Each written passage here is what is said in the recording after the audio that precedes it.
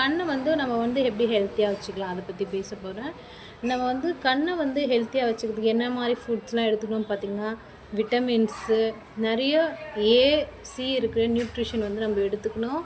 Next பார்த்திங்கன்னா, நம்ம கண்ணை வந்து ஹெல்த்தியாக வச்சுக்கிட்டு நிறைய பார்த்திங்கன்னா கண் எக்ஸசைஸ் வந்து நான் வந்து சொல்கிறேன். இந்த சைடில் தெரியுங்களா, அதை பார்த்து நீங்கள் வந்து இந்த மாதிரி எக்ஸசைஸ் டெய்லி பேசிஸில் பண்ணும்போது உங்கள் கண் வந்து ரொம்ப ஹெல்த்தியாக இருக்கும். நெக்ஸ்ட்டு பார்த்திங்கன்னா, நம்ம கண்ணை வந்து ஹெல்த்தியாக வச்சுக்கிறதுக்கு நம்ம வெளியெல்லாம் போகும்போது சூரிய ஒளி கதிர் இல்லைன்னா பிற கதிர்லேருந்து நம்மளை வந்து ப்ரொடெக்ட் பண்ணுறதுக்கு நம்ம வந்து கூலிங் கிளாஸ்லாம் யூஸ் பண்ணுறது நம்ம கண்ணை வந்து ஹெல்த்தியாக வச்சுக்கிறதுக்கு ரொம்ப சப்போர்ட் பண்ணும்.